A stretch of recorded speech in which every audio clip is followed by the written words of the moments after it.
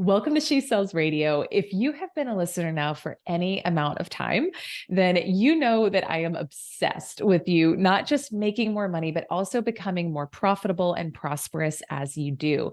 So today I am bringing you a guest who is an expert in both making money in the 7 to 8 figure range, as well as how to generate more profit out of that money. Because at the end of the day, that is what actually matters in your business. So my guest today is Susanne Mariga. She's a CPA and fractional CFO, specializing in high net worth strategies for 7 and 8 figure entrepreneurs using the Profit First system. Susanne is the CEO of the Mariga Group. She's the 2021 Profit First Professional Firm of the Year, which is incredible, as well as the author of Profit First for Minority Business Enterprises. So we're going to be talking today about all things profit. I want to find out how the top 1% are maximizing their profits, as well as we're going to be talking about how to expand into creating really lucrative government contracts, which we've never discussed on the show before, but Susanne is an expert in, and I was like, I want to learn more about that too. So I'm excited to dive in because I know I'm going to be learning a ton along with you. Susanne, welcome to She Sells Radio. I'm so excited to have you here. And I know we're going to talk about all the things, and it's going to be really, really powerful for a conversation. So welcome. Well, thank you, Elise. I'm excited to be here and to be able to talk about my favorite conversation too of Yes. increasing profits. Yes. Oh my gosh. Yeah. I can't wait to dive in. And also just to have your perspective. We were connecting a bit in the pre-chat. You're a mom. A lot of our listeners are moms and they're running their businesses while also taking care of family and kids. And so I love having the perspective of someone who gets it and is like in the game in the way that you are. So here's what I would love to know though, just in terms of your backstory and what got you into this work, Susanne. So before founding your firm, you were working at both Arthur Andersen and KPMG, I believe, right?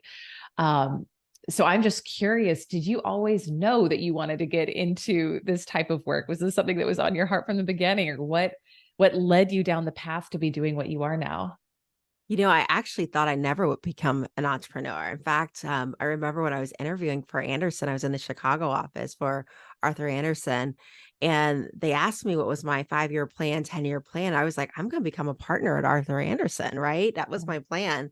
And, there were some things that happened to the folks here in Houston. I was in Chicago office, but I think everyone heard of the famous Enron case that happened here in Houston. And all of us in Chicago ended up having to change our plans because of Mm. some things that happened with Enron.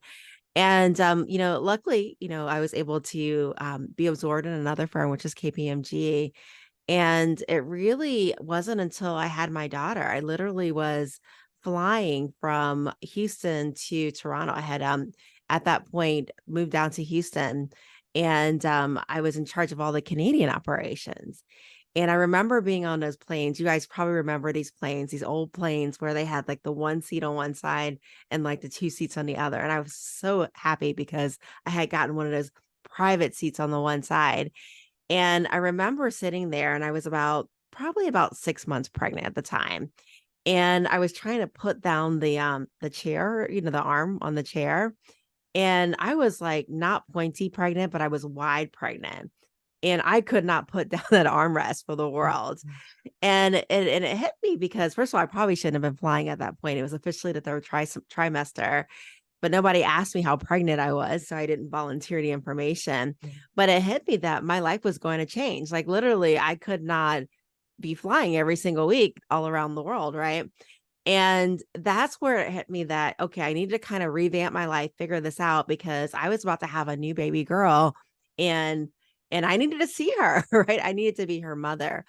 And it was interesting because I went on maternity leave. I interviewed a bunch of of daycare centers, and I just could not imagine leaving my little pretty brown baby and a daycare. I just Mm. couldn't imagine it. And so hence, my accounting firm was born, right? With that. And just like many mothers out there, I remember bringing my daughter to like my meetings initially because, we couldn't afford babysitting at the time, right? And so she became like the mascot of all these like women business organizations.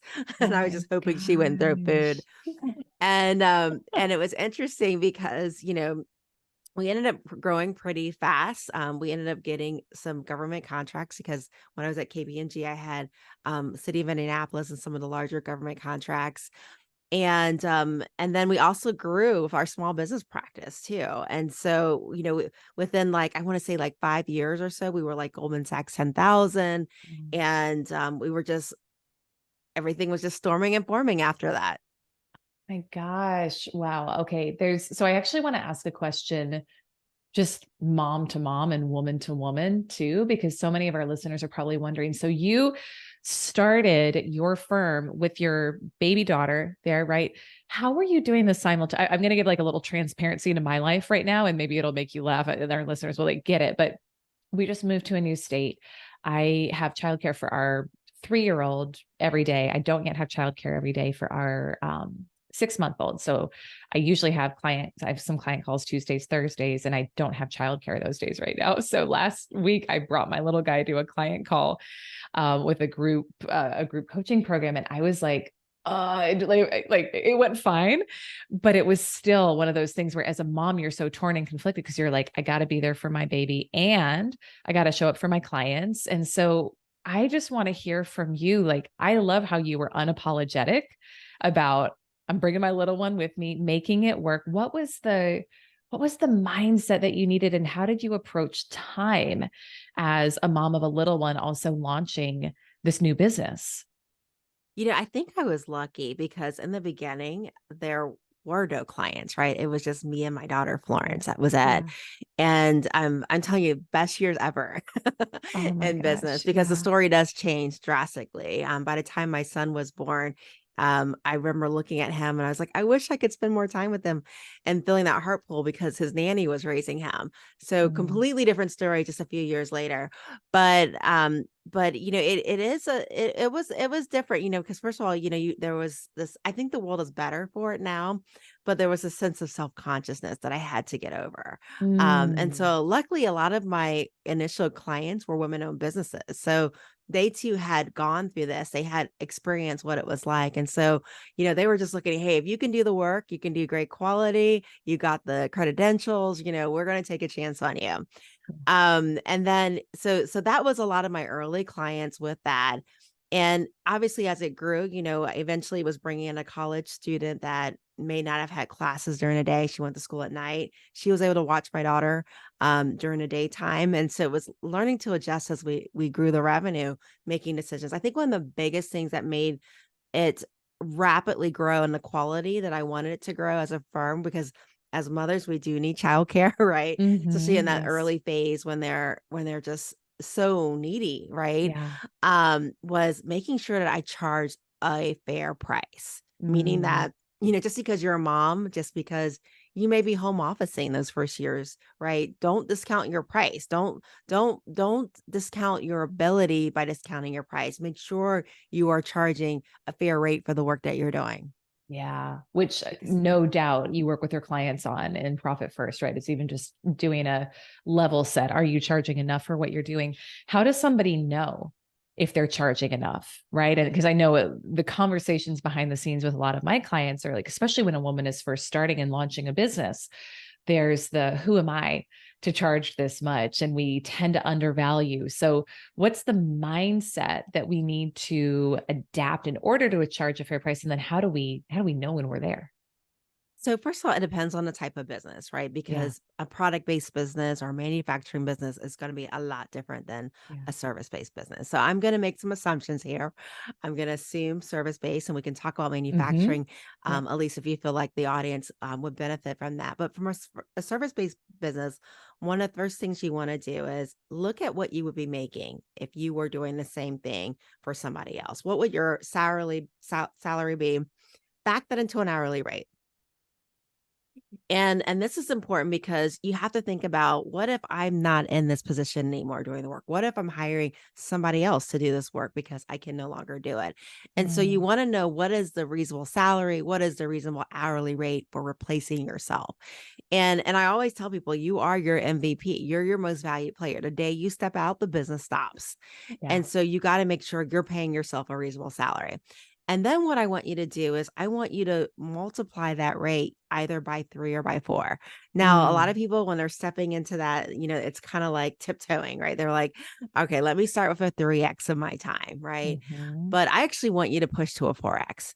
And the reason why is there's going to be one to cover your hourly rate when you're actually doing the work, right? You've got to cover benefits, right? And if you were hiring an employee, you would definitely need to cover their hourly rate and benefits. You're going to have overhead. You're going to have to buy a computer for that person if you're Mhm. in a service type of business, right? Eventually, you may have to get benefits for that person, right?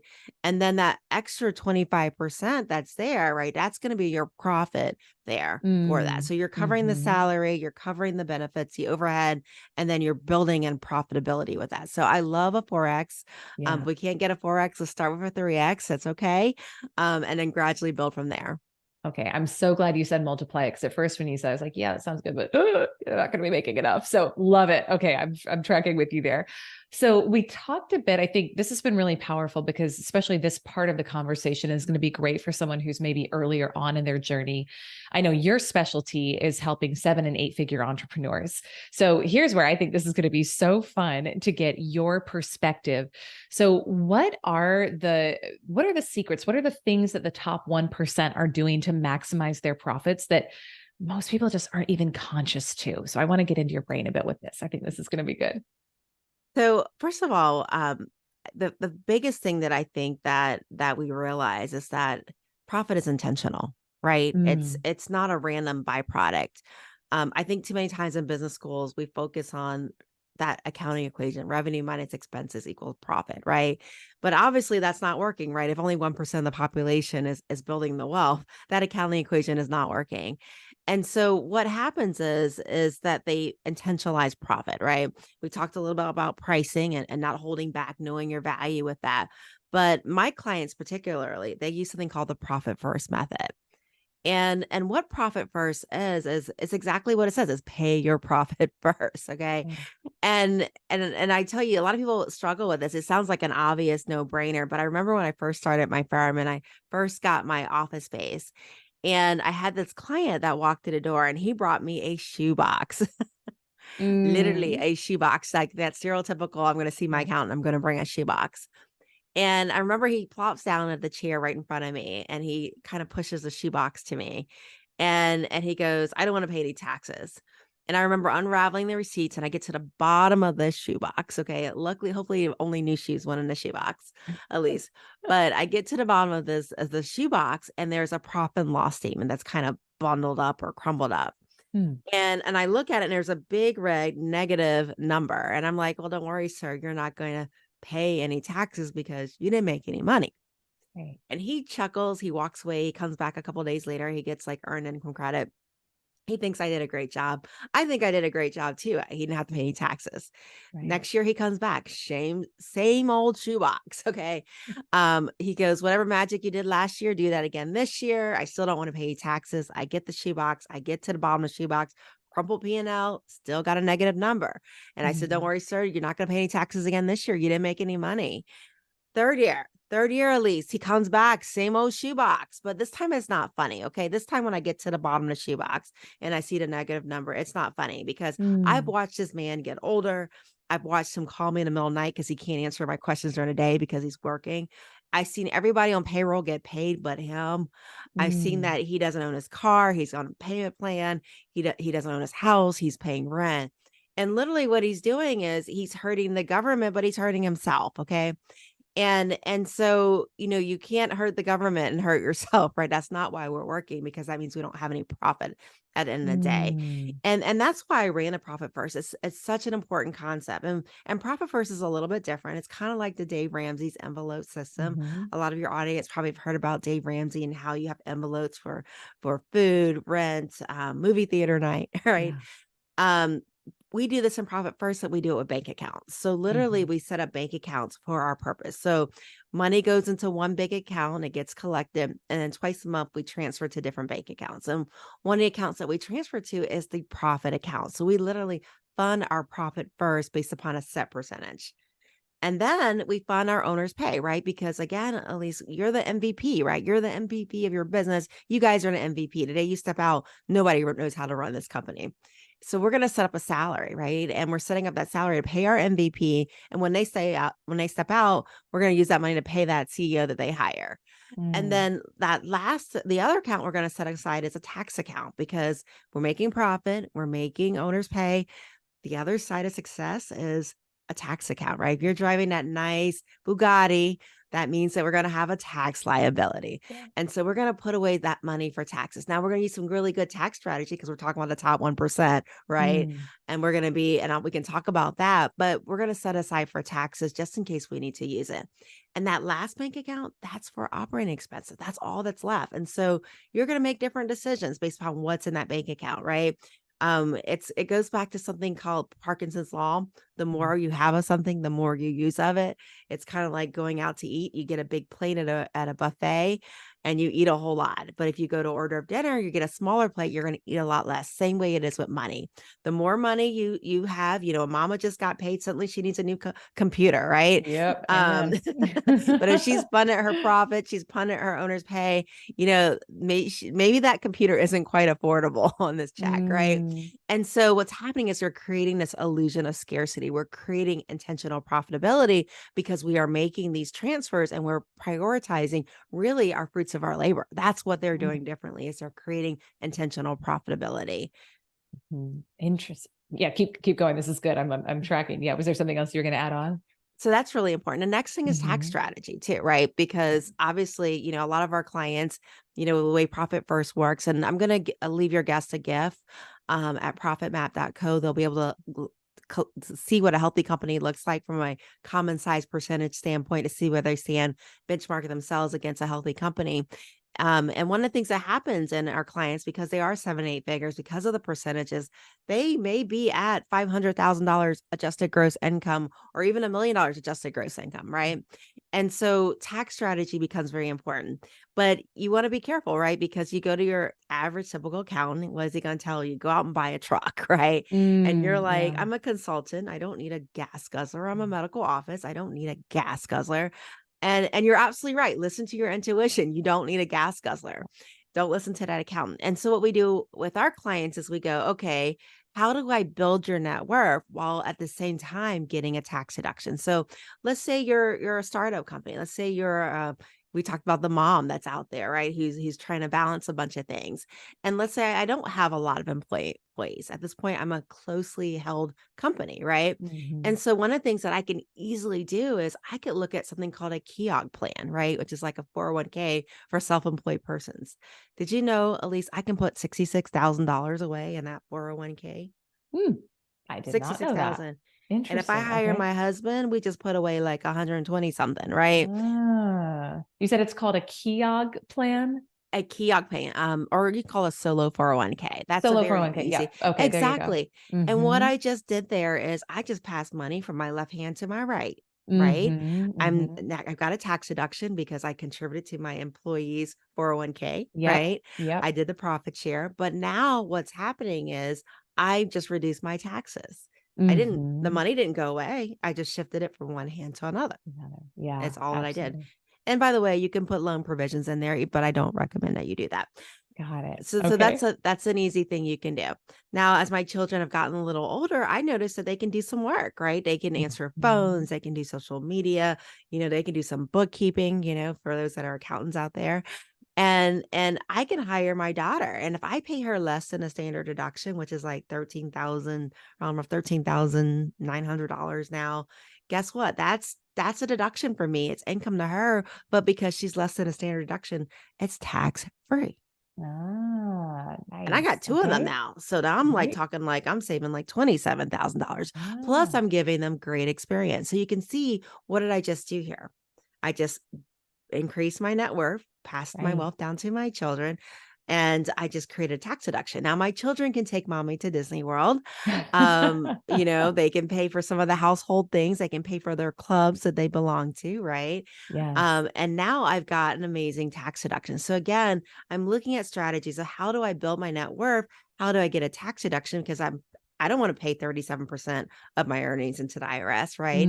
And I'm building my Mm-hmm. net worth. So again, it's thinking about how does the top 1% think, right? It's not the Yes. shoe boxes. Yep. It's how do I build my net worth while Yeah. creating a tax write-off?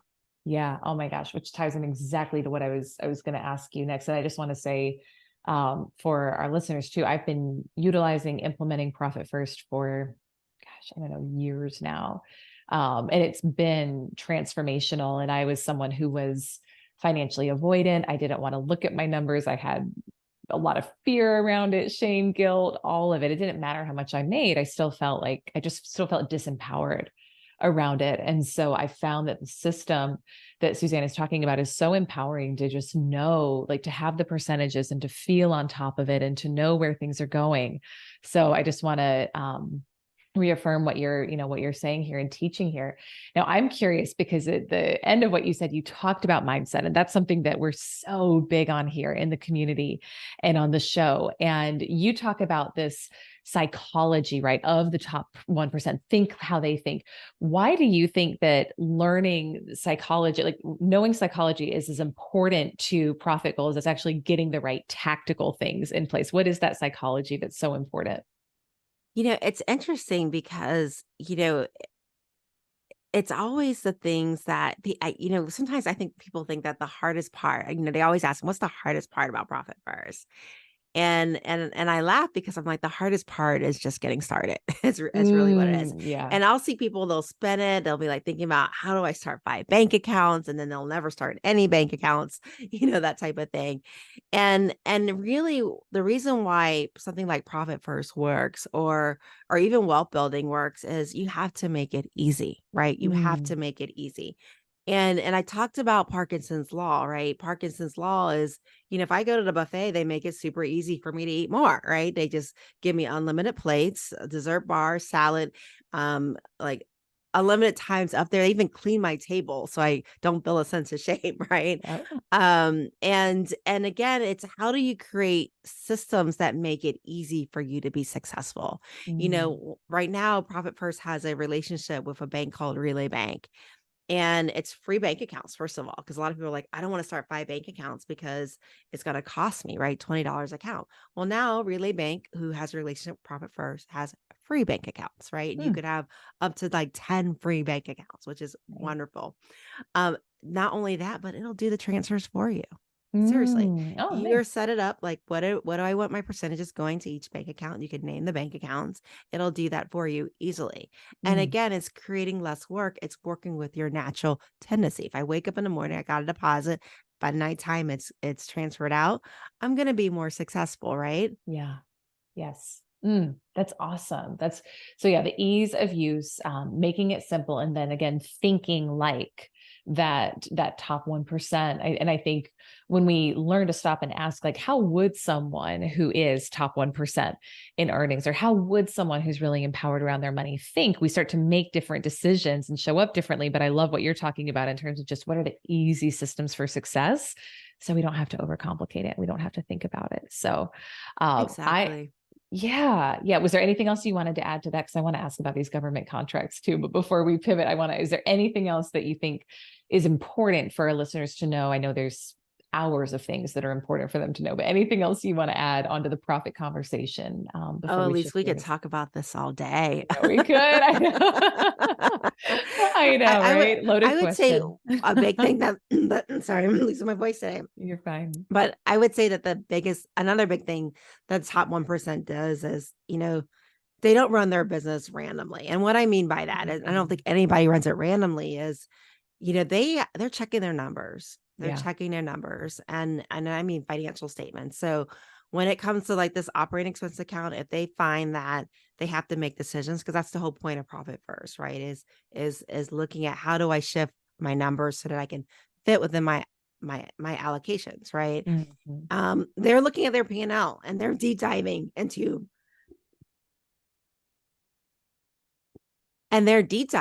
their expenses. So they are literally looking at, okay, so what is making up my office supplies? What's making up my subscriptions, right? What can I do to get this down even further? And they make it a game. Like, how do I increase profits? How do I shift my margins, whether it be a price increase or a change in my expenses? What do I need to do for that to be done? So it's a Mm. game of logic and goal setting, really. Hmm. I love it. And the one thing I would add too, and I'm sure you teach your clients this as well, but um, I feel like the energy in which we do a thing is so important to the outcome. So when you're doing it, I don't know how much you work with your clients on like scarcity versus abundance mindset. I know you said before you create intentional scarcity, but from that energy of we're creating more abundance, right? So like I guess I'm just thinking out loud here. If I were doing this, it would be really important to me to be in the energy of abundance and plenty. And how do I create more when I'm making these decisions rather than any sort of fear or lack energy? Would you have anything to add to that? Absolutely. As you're watching your personal bank account grow, you'll definitely be appreciating the abundance with that. Yeah. So that is not a problem. I think the Mhm. energy and profit first is to make it more of a game. Like, how do I stay within those Mm, allotments? How do I have fun with this? How do we bring out that ingenuity and yeah. how do we creatively think about how do we get this done with less cost and more ease and Yeah. be able to achieve our goals quicker? Love it. I love it. So let's talk about, I'm just thinking to make it a game, which is great. Um, let's talk about these government contracts. And I think this is really interesting too, because one of the things we're so big on with our clients in our community is what is the easiest, fastest path for you to get to where you want to go. And so obviously there's more clients, right? There's charge more, or there's being really strategic and intentional with getting in front of customers who may, perfect clients for you, but you're not aware they're there, slash they have decent sized budgets to work with you as well. So this is something I think just to start really basic here. If someone is listening and they're like, I don't even know what a government contract is. What is it? What are they out there for? Like, give us just a basic rundown of this. And then I want to kind of build on the conversation from there. So government contracting is a very interesting animal. You've got your federal contracts, you've got your local cities, you've got even your counties might have a program, or even your water districts can have a program. And a great thing about government contracts is that they pay. Mm, They may pay late, right? So you want to have profit first, build your retained earnings, so you'll cover those days, but they always pay. And it's interesting when with government contracting, you have to be careful of some things. One is it's definitely a great way to smooth income, especially when you're entering economic times that may have some uncertainty with it, right? mm, Government contracting is a great avenue to look at. But you have to be careful with some things because, first of all, a lot of government contracts are based upon something called an RFP, which is a mhm, request for proposal. And if you've ever kind of dipped your toe in it, one of the things that you realize in an RFP is the person that's selected is the best value. And best value is usually meaning the lowest cost provider, right? mhm, So it's a mhm. race to the bottom. So you have to be really careful, first of all, with determining if going after government contracts is something that you should be doing, right? And so I always tell people that if you are in a highly commoditized area, and I'm talking janitorial, I'm talking about services that has a lot of competition, right? Government contracting, even though you are potentially looking at larger contracts that are in the millions because of the way that they are bid and the price, I have seen $50 million companies run at $1 million losses. Wow. And so you Wow. really have to be careful of knowing really and realistically knowing what is the cost that's involved with performing this service. Mm, Because again, millions doesn't mean millions in profit. It could mean yeah. running a loss substantially. And so really understanding having those really good accounting systems to know what is it really going to cost me to deliver this service. The companies that I see that do best in this area are sole source services. And what that means Mm, is that I have a particular expertise or a particular experience that isn't readily available, whether that be a certain software. Like, we found that niche in the government side because, I had come from, when I went to KPMG, I had done some government contracting. I had done manufacturing. Also, I had done financial services and Anderson, but I had done government contracting, and they have a completely different accounting, right? They have GASB, right, which is governmental accounting. And so Mm, that created a sole source environment. And then once I learned the local softwares, that really created a sole source environment where okay. you could demand your price and you're not necessarily bidding for the lowest cost provider. So first of all, are you in a commoditized area? Or are you in an area where it is a higher expertise, where it's harder to replace you, right? It's going to be Mm, extremely important. And I'll tell you, one of the most powerful words that you can do and learn in government contracting is the word no bid. No bid, passing on that, right? mhm, And that's going to be really important for you there. So that's the first thing I want to say with government contracting. The next thing is, I always say start to collect friends, start to collect mhm. friends in government contracting, because you never know when you're going to need somebody. I always tell people, you know, when you join things like WBEA, which is like the Women Business Enterprise Alliance, or or the Minority Business Councils, that's those type of things. They put you in a room with people that are procurement people, but they're not necessarily the decision maker. Okay. Mm, And so what you want to do is you want to make sure you're networking with people that provide your service. Okay. Not just procurement people. okay. So for example, in accounting, I would go to controller conferences, right? I would go to governmental finance conferences, right? Where do you need help at? Is where I would look at. And so look at, where does your person that's equivalent in the government, where do they need to shop at? So if you're HR, maybe I need to go to an HR conference, right, to meet the decision makers. Because if you're looking at procurement, they got a big umbrella and they've got hands to shake, and they're not going to be the end decision maker. So those are just some of the things that I would consider when doing government contracting: being sole source, knowing when to say no and walk away, and third, collecting friends. Interesting. Okay, I've got a couple follow-up questions on that. So one, where do you find these? Is I'm remembering, I don't remember where it is, but I feel like there's a website where you can go, right? Or is this like a state by state basis or a federal basis? How do we find them? So every state or every city will have a listing of contracts. Usually it Mm, requires that they list those before they accept a vendor. It's usually based upon dollar amount, but they'll require an RP that goes out there. okay. So that's the easy way to find them. But I'll be honest with you, by the time they go out to bid, they already know who their players are. So you Mm, really do want to make sure that you've networked, that you've met the decision makers ahead of time, because a lot of times when they're going through RP process, they're not even allowed to talk to you, right? right. Because it's a closed bid right at that point. So a lot of times you want to make sure you've already created those relationships before it even goes to bid. Ah, interesting. Okay. So create the relationships ahead of time. By the time it's there on the site, it's sounds like not even worth the time to put it in.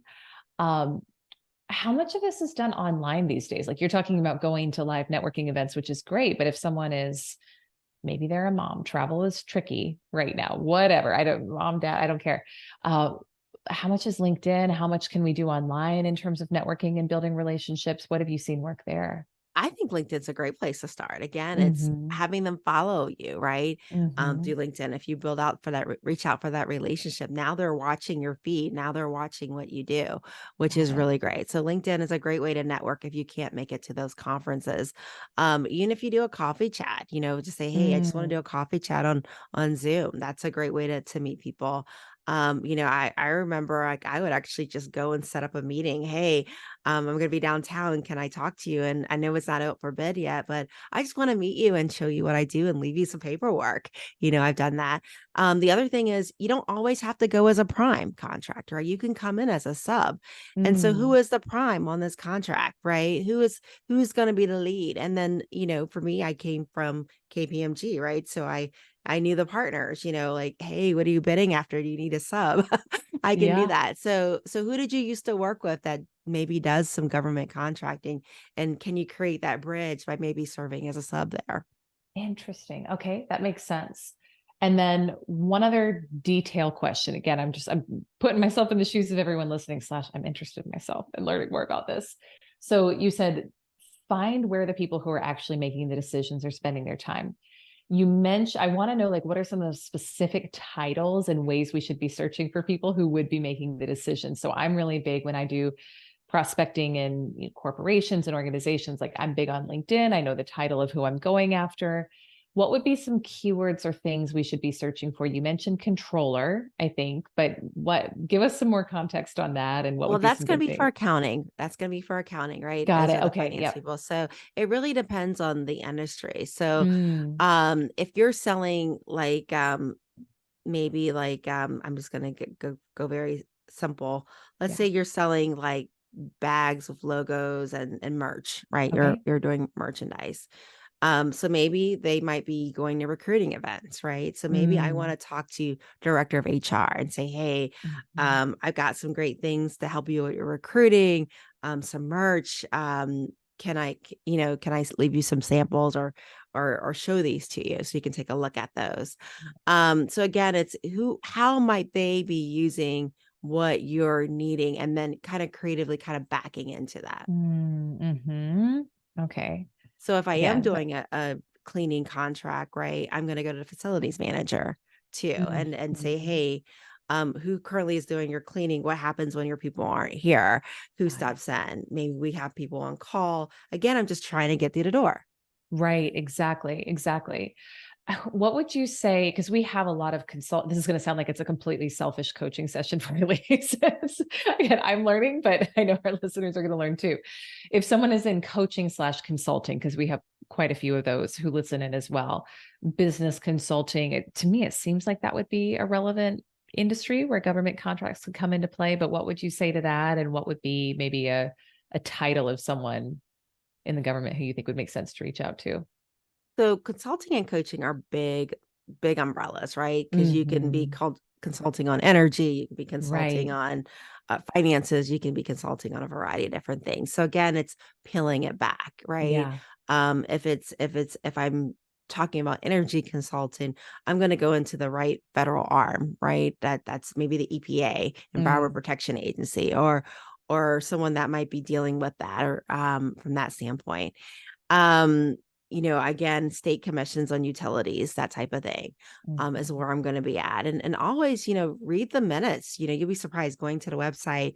They list the keyboard members, they list the department heads, and find who would be your ideal buyer at the end of the day. That's where you want to target. Mhm. Awesome. Which is sales 101, right? Just different applications. So thanks for going Right. in depth with me there because I think this is fun. And it's just, again, we haven't talked about this on the show before. So I think it's useful for someone who's listening to have some context for it as Definitely. well. Yeah. And if you're teaching sales, maybe I might go to um I might go to like the small business administration, right? I might go to the Mm, city administration where they have the entrepreneurship program. Hey, have you thought about hiring a consultant to teach the people that you're certifying how to sell and do this? So there are a lot of ah, opportunities. Again, it's just spinning it creatively to kind of figure out where your buyer is. amazing. That's perfect. I know that's going to apply to so many of our listeners. So putting a note there. Speaking of sales, two questions, and then we'll wrap up. This has been great. And thank you for being so generous with your information. So, this is She Sells Radio, right? So, I love getting to talk about all the different topics and really going in depth here to not just how to make more money through contracts, but then also how do we stay profitable and grow our profit. I am curious, you have built and scaled a very successful organization yourself. What would you say, Susanne, is your biggest sales superpower and how have you cultivated it? So I think my biggest sales superpower is I don't see myself as a salesperson. I see Mm, myself as someone that changes the lives of others. Is mm, how I look at it. And so, it's not holding back when it comes to helping someone. And then today I had a call with someone and they wanted me to implement profit first with them. And I did their numbers. I'm like, you're already there, buddy. You're doing better. You're at mm, 50% owners benefit between profit owners pay without profit first. But what I mm. do see the opportunity for you is what are you doing on the tax planning side? How are you making sure the government's not taking 37% of this? Yeah. And so really looking at what is the real need and making sure that whatever you provide to your customer is going to give them the ROI needed to take them Mm, to the next step. yeah. Beautiful. I love that. Share with everyone, Susanne, again, this has been great. And you can just, someone can tell listening and how generous you are, how much you want to help. Share again, please, about the freebie that you've got, and then any other places where someone can go and connect with you. I know you've got your book, you've got a podcast. So if you want to take a moment, just shout out all the things, we would love that. Thank you, Elise. Yeah. So, first of all, to kind of know where you should be in terms of benchmarking against a healthy company, I have a free resource. It's called profitmap.co. And you're going to be able to download a table that shows what your percentage of profit should be, your percentage of owner's pay should be. Um, compared to your revenue level. And again, every revenue level is going to look a little bit different just because their stages of business looks a little different. So definitely get that free resource. I have an amazing book. So if you guys like the tax strategy, people are like, yeah, tell me more.